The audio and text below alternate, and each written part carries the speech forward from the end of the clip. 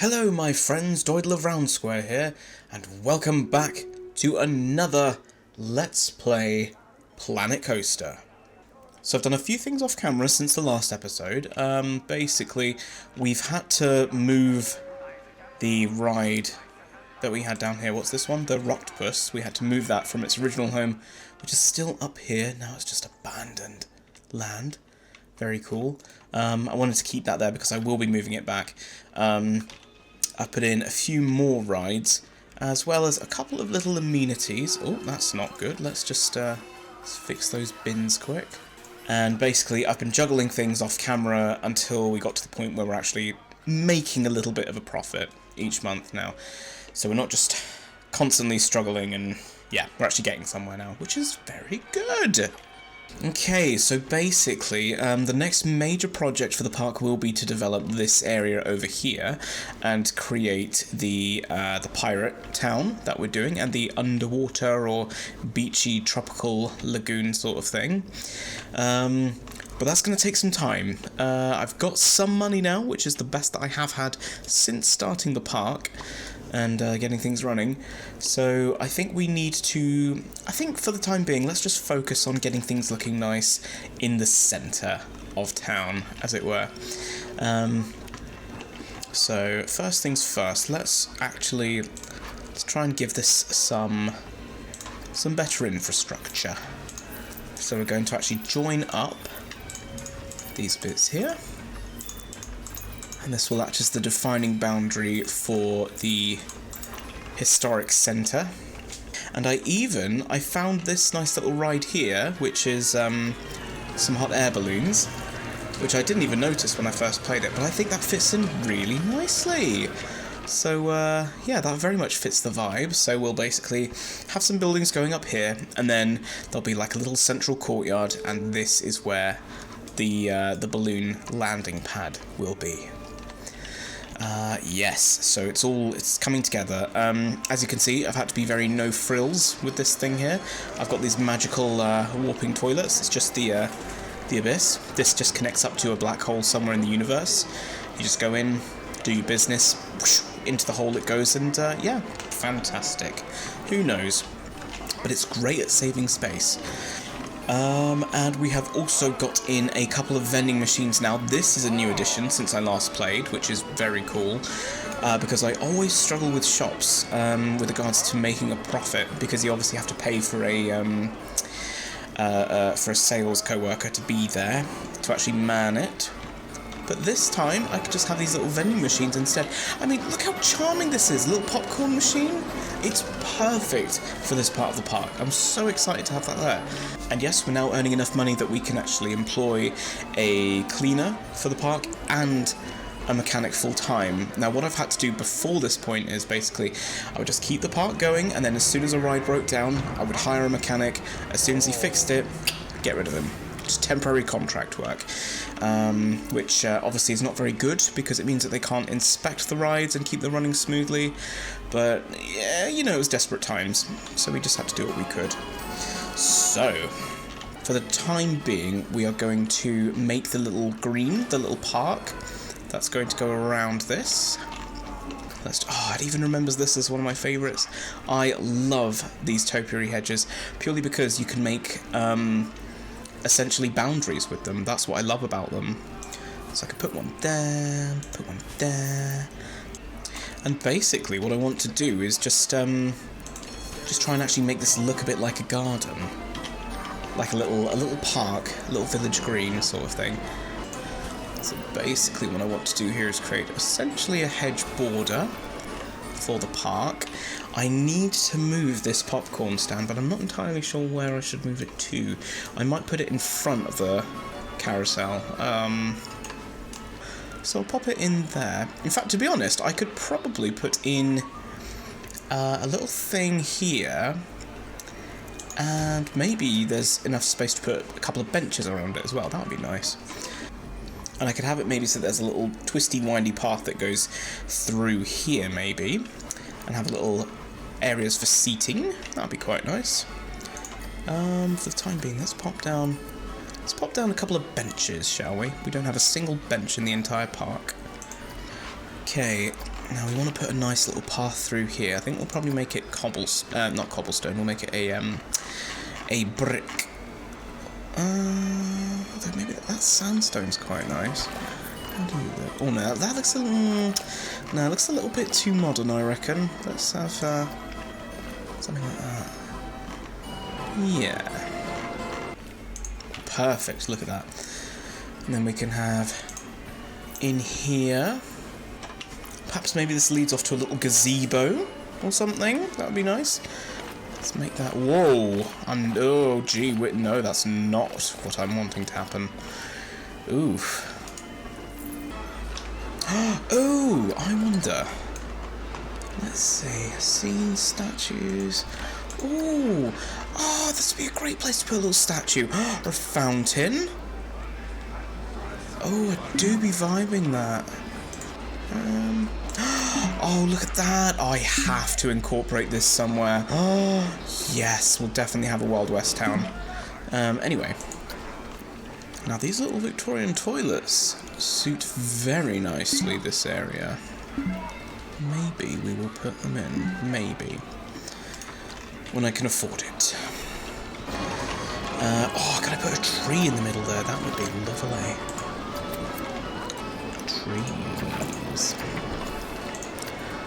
Oh, that's fantastic. Yes, that's fandabby-doozy. What kind of tree, though? I want something where we'll be able to see. Annoyingly, the acacia tree is probably the best one, but I really don't want one. I want something that's going to actually match. Oh, that kind of works. Beech tree 3 or acacia. So we've got that acacia. So these kids can climb on it. I know, I like that because that provides ample shade for the little children. Oh, look, everyone wants to sit down there. Could be onto something.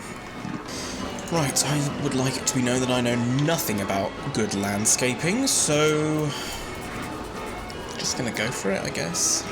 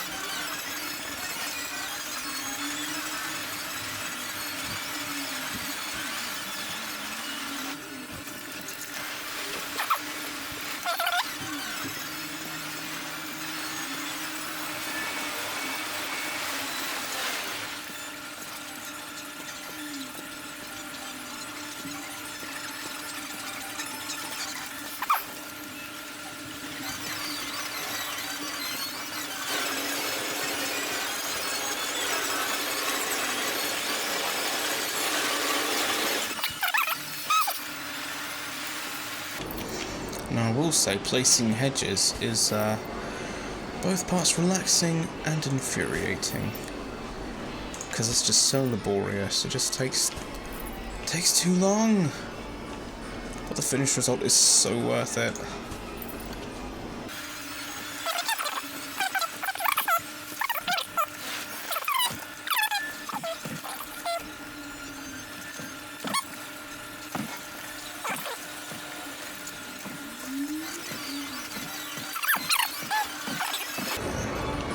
Yeah, that'll do.